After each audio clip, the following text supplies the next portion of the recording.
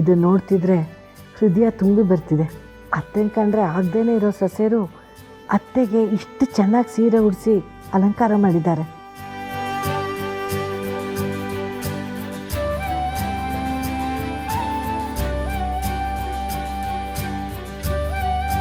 ಅತ್ತೆ ಮೇಲೆ ಪ್ರೀತಿ ಇಲ್ಲದೆ ಹೋದರೂ ಮಾವನ ಮೇಲಿರೋ ಅಭಿಮಾನ ಆದರೂ ಅತ್ತೆ ಸೊಸೆಯರನ್ನ ಒಂದು ಮಾಡಲಿ.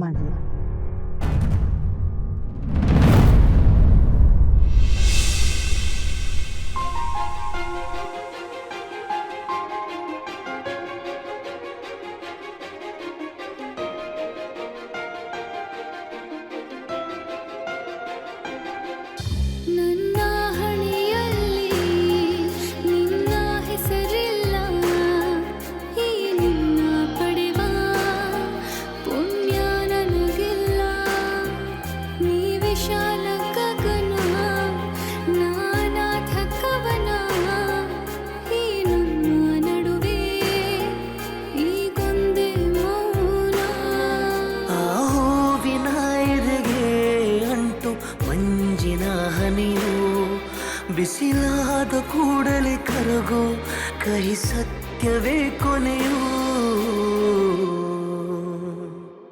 ನೀ ಕಾಮನ ಬಿಲ್ಲು, ನಾ ಬೇಲಿಯ ಕೋಲು, ನಾ ತಲುಪಲು ನಿನ್ನ ಸಾಧ್ಯವೇ ಹೇಳು.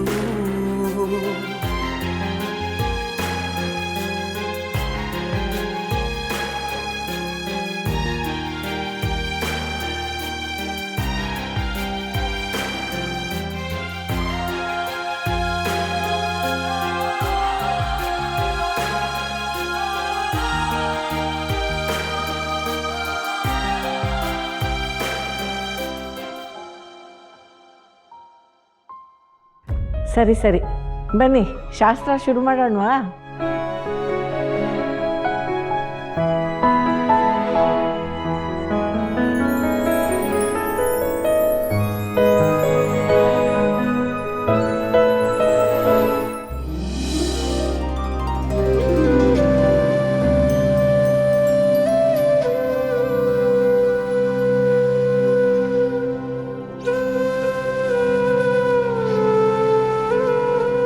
ದುರ್ಗಾ, ಲಕ್ಷ್ಮೀ, ಸರಸ್ವತಿ ದೇವ್ರಿಗೆ ಆರತಿ ಬೆಳಗಿ ಮಾಂಗಲ್ಯಕ್ಕೆ ಪೂಜೆ ಮಾಡಿ ಎಲ್ಲ ಒಳ್ಳೆಯದಾಗಲಿ ಅಂತ ಕೇಳ್ಕೊಳ್ಳಿ.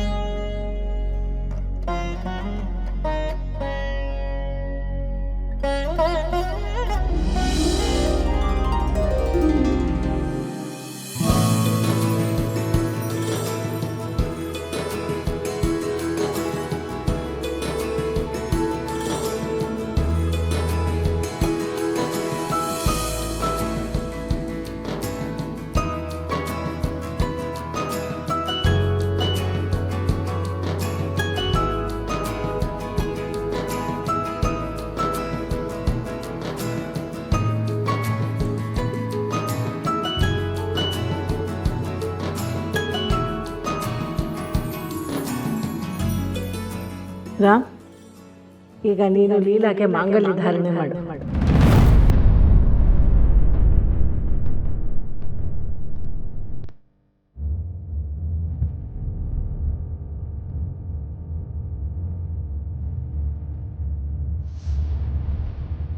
ನೀವ್ ನಂಗೆ 100 ಕೋಟಿ ರೂಪಾಯಿ ಜೀವನಾಂಶ ಕೊಡ್ಬೇಕು.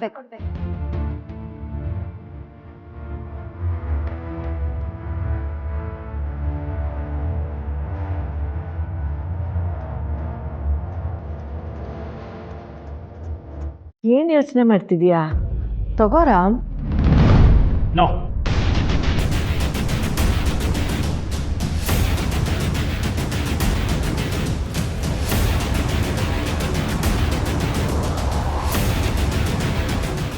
ರಾಮ್, ಯಾಕಪ್ಪ, ಏನಾಯ್ತು? ಸಾರಿ ಮಾ, ನನ್ನ ಕೈಯಲ್ಲಿ ಕೆಲಸ ಮಾಡಕ ಇವಳಿಗೆ ನನ್ನ ಕೈಯಲ್ಲಿ ಮಾಂಗಲ್ಯ ಧಾರಣೆ ಮಾಡಿಸ್ಕೊಳ್ಳೋ ಯೋಗ್ಯತೆ ಇಲ್ಲ.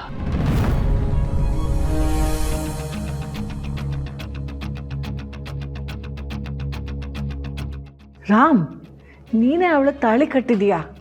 ಅವಳಿಗಲ್ದೆ ಇನ್ಯಾರಿಗಿದೆ ಯೋಗ್ಯತೆ?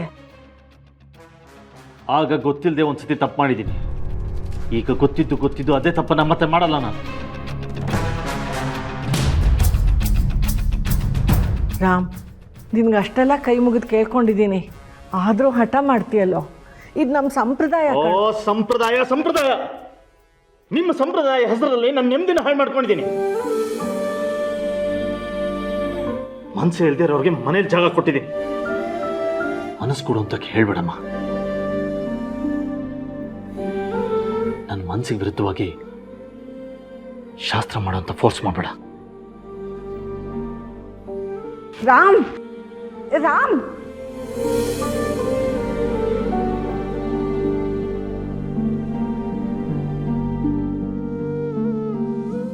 ತಡಿಬೇಡಿ ಅಜ್ಜಿ, ಅವ್ರು ಮಾಡಿದ್ದು ಸರಿಯಾಗೇ ಇದೆ. ಏನು ಸರಿ? ಹೆಂಡತಿಗೆ ಅವಮಾನ ಮಾಡೋದು ಸರಿನಾ?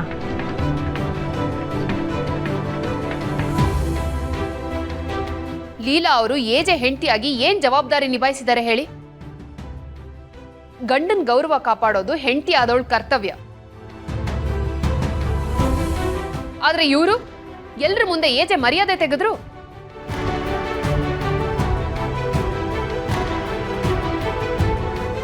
ಹೌದೌದು, ಕತ್ತಲ್ ತಾಳಿ ಕಟ್ಕೊಂಡ್ ಮಾತ್ರಕ್ಕೆ ಬಂದ್ಬಿಡೋದಿಲ್ಲ ಭಾಗ್ಯ.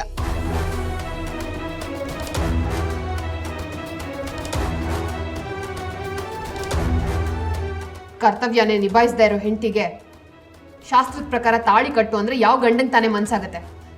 ಹೌದು, ಹಾಗೆ ನೋಡಿದ್ರೆ ಇವ್ರು ಮಾಡಿರೋ ತಪ್ಪಿಗೆ ಇವ್ರಿಗೆ ಶಿಕ್ಷೆ ಆಗ್ಬೇಕು. ಇವ್ರು ಮಾಡಿರೋ ತಪ್ಪಿಗೆ ಇನ್ನೂ ಶಿಕ್ಷೆ ಕೊಟ್ಟಿಲ್ವಲ್ಲ, ಅದು ನಮ್ಮ ಏಜೆ ದೊಡ್ಡ ಗುಣ. ಸಾಕು, ನಿಲ್ಲಿಸಿ. ಯಾಕೆ ಚುಚ್ಚು ಮಾತಾಡಿ ಅವಳ ಮನ್ಸಿಗೆ ನೋವು ಕೊಡ್ತೀರಾ? ನಾವು ಸತ್ಯ ಹೇಳ್ತಿದ್ದೀವಿ ಅಷ್ಟೇ ಅಜ್ಜಿ. ಮನ್ಸಿಗೆ ನೋವಾಗಿದ್ರೆ ನೀವು ನಮ್ಮನ್ನ ಕ್ಷಮಿಸಿ.